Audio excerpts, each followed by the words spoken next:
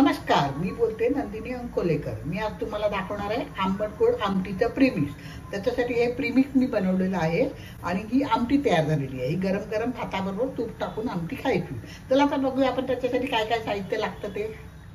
आंबट गोड आमटीचं प्रीमिक्स करण्यासाठी लागणारं साहित्य या मापाने मी सगळं मोजून घेतलेलं आहे। 1 वाटी तुरीची डाळ घेतली आहे आणि 1 वाटी मुगाची डाळ घेतली आहे। या दोन्ही डाळी मिक्स करायच्या आहेत। जर कोणाला एक डाळ पाहिजे असेल 1-2 पैकी तर तेही चालेल आपल्याला, तर तुम्ही त्याप्रमाणे वापरायचं। तर आता ह्या 2 डाळी मी या मापाने घेतल्या आहेत। आता त्याला बाकीचे साहित्य लागणार आहे। 1 टीस्पून हळद, 1 टीस्पून मिरचीची पावडर, 1 टीस्पूनपेक्षा थोडासा जास्ती मी गोडा मसाला घेतलेला आहे। हा माझा घरचा गोडा मसाला आहे आणि त्याची रेसिपी मी ऑलरेडी अपलोड केलेली आहे। चवीनुसार मीठ आणि पावडर गूळ घ्यायचा, कारण हे प्रीमिक्स करायचं आहे तर ह्याच्यासाठी पावडर गूळ वापरावं लागेल आपल्याला मिक्स करून ठेवायला। तर हा 1 टेबलस्पून मी पावडर गूळ घेतलेला आहे। 4 ते 5 कढीपत्त्याची पाने आहे, कोकम आहे 3 आणि कोथिंबीर 2 टेबलस्पून घेतल्या आणि फोडणीसाठी राई 1 टीस्पून, जिरे 1 टीस्पून आणि हिंग अर्धा टीस्पून आणि तेल लागणार आहे आणि जरुरीप्रमाणे आपल्याला आमटी करायला पाणी लागणार आहे। तर आता साधारणपणे 1 कप जर हे घेतलं आपण मिश्रण तर त्याला साधारणपणे 4 वाट्या तरी ह्याच मापाने पाणी लागणार आहे। तर चला आता आपण पुढचं करायला गॅसकडे जाऊ। ऑलरेडी पॅन गरम करायला सोडला आता। गॅस आपण मीडियम साईजचा ठेवायचा आणि ह्या दोन्ही डाळी तेल वगैरे काही न घालता गुलाबीच्या रंगाला भाजून घ्यायचे।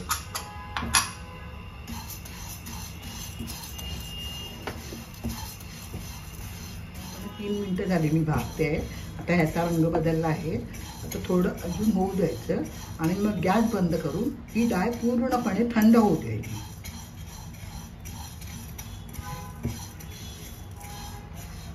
आणि या डाळीचा रंग बदलला आहे। आता मी गॅस बंद करते आणि ही डाळ पूर्णपणे थंड होऊ देते। डाळ आपली बऱ्यापैकी थंड झालेली आहे। आता ती मिक्सरच्या भांड्यामध्ये घालून पाणी वगैरे काही न घालता ती वाटायची, आपल्याला पावडर करायची। तुम्हाला मी पावडर करून दाखवली, मी वाटून घेतली आहे। एकदम बारीक पावडर पण नाही करायची पण एकदम जाड पण नाही ठेवायची। आता आपण ह्या पावडरला फोडणी द्यायची आहे। तर चला आता आपण गॅसकडे जाऊ। पॅन तापत ठेवला आहे, त्याच्यामध्ये मी 2 टेबलस्पून तेल टाकते।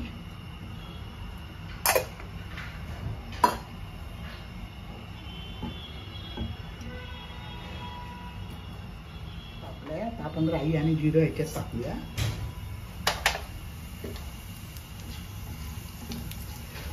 जरा परतूया। गॅस एकदम बारीक ठेवायचा आहे, नाही तर फोडणी करपते।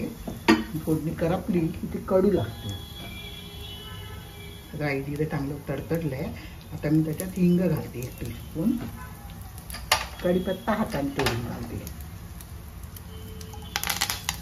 कढीपत्ता जरा चांगला कुरकुरीत करून द्यायचा, कारण आपलं हे प्रीमिक्स आहे। तर जरा तेलात चांगला कुरकुरीत होऊ द्यायचा, नाहीतर तुम्ही वाळलेला असेल तुमच्याकडे वाळलेला कढीपत्ता टाकला तरी चांगलं।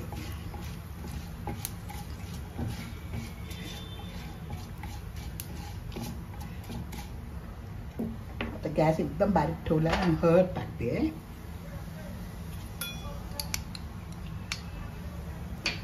मिरचीची पावडर, कारण आपण ओली मिरची वापरू शकत नाही ह्याला प्रीमिक्सला कारणाने, तर मिरचीची पावडर टाकली आहे मी। ते दोन्ही मिक्स करून घेऊया आणि गॅस बंद करून आपण त्याच्यात आता गोडा मसाला टाकूया, कारण एवढ्या हीटमध्ये गोडा मसाला परतला जातो चांगला। मी गॅस बंद ठेवला आहे। 2 सेकंद आपण हे चांगलं तेलात परतून घ्यायचं। आता हे आपण भाजलेली डाळ होती ती बारीक करून मिक्सरला घेतलेली आहे, ती टाकते मी याच्यामध्ये।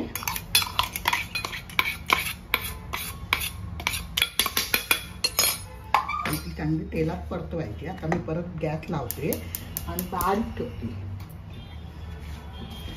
फोडणीमध्ये ते सगळं व्यवस्थित मिक्स झालं पाहिजे, आपलं परतलं गेलं पाहिजे। एक नवीन प्रकार आहे, जे बॅचलर आहेत किंवा आउट ऑफ इंडिया जाणारे मुलं असतात, त्यांना जेवण करता येत नाही, त्यांच्यासाठी हे प्रीमिक्स खूप चांगलं आहे। फक्त भात लावला आणि ह्याच्यात पाणी टाकलं की आमटी तयार होणार आहे। तर तेव्हा तुम्ही करून बघा। माझ्या चॅनलवर नवीन असाल तर सबस्क्राईब करा, प्लीज सबस्क्राईब करा, लाईक करा, शेअर करा, आपल्या मित्रमैत्रिणींना शेअर करा। एक साधारणपणे हे मिश्रण आपण 2 मिनिटं चांगलं तेलात परतवायचं। अजून मी मीठ आणि गूळ टाकलेला नाही आहे. हे मिश्रण पूर्णपणे अगदी म्हणजे पूर्णपणे थंड झालं की त्याच्यात आपण गूळ आणि मीठ टाकून ठेवायचं. हे मिश्रण साधारणपणे फ्रीजमध्ये 2 महिने राहतं, बाहेर ठेवलं तर साधारण 1 महिना राहतं. साधारणपणे मी 2 मिनटं गॅसवरती गरम केलेलं आहे, चांगलं परतवलेलं आहे. आता गॅस बंद करायचा आणि पॅनमध्ये तसंच ठेवायचं आणि हे थंड होऊ द्यायचं पूर्णपणे. थंड झाल्यानंतर आपण ते बाटलीमध्ये भरून ठेवू शकतो. आता तुम्हाला मी थंड झाल्यानंतर याची आमटी पण करून दाखवणार आहे. तर पहिले पूर्णपणे थंड होऊ देऊया. तर मी मीठ आणि गूळ आत्ताच टाकणार आहे. हे थंड झालं की आपण ह्याच्यात गूळ आणि मीठ टाकायचं. मीठ मी अंदाजे टाकते आहे, तुमच्या चवीप्रमाणे तुम्ही टाका. आता त्या पाण्यामधल्या ह्याच्यामध्ये पण मी टाकायला विसरली आहे, तर त्याच्यात मी टाकते आहे आणि गूळ टाकायचं आणि हे प्रीमिक्स तयार करून ठेवून द्यायचं. फक्त याला उकळी काढायची बस, बाकी काही करायची गरज नाही आहे. बॅचलर मुलांना किंवा जे कोण बॅचलर राहतात किंवा कोणाला एकट्याला कंटाळा आला तर पटकन आपलं भात लावून ही आमटी करता येते. हे सगळं मिक्स करून ठेवून द्यायचं. आता आपण हे सगळं भांड्यामध्ये काढून घेऊया. बऱ्यापैकी थंड झालेलं आहे. आता त्याची तुम्हाला मी आमटी करून दाखवते. झटपट होणारी आहे. आपलं प्रीमिक्स तयार असेल तर काहीच प्रॉब्लेम नाही आहे. तेव्हा मी तुम्हाला आता आमटी करून दाखवते. आता या मापाने आपण डाळ घेतली, त्याच मापाने मी 1 माप हे घेणार आहे, प्रीमिक्स घेणार आहे.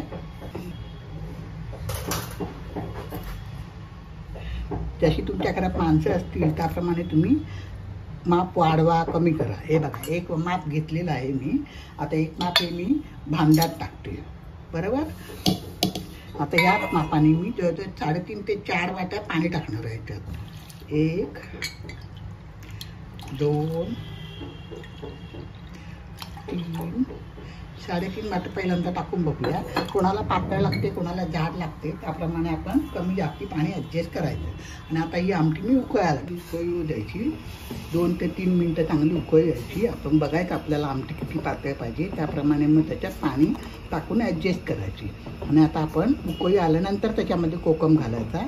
कोकम नको असेल तर टॅमॅटो घातला तरी चालेल किंवा वरतून लिंबू पिळलं तरी चालेल. आणि मग कोथिंबीर घालायची.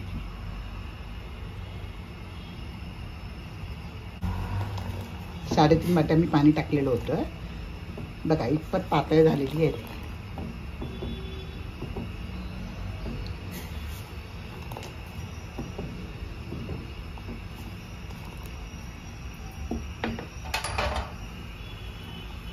तर त्याच्यात मी कोकम टाकते आणि कोथिंबीर टाकते.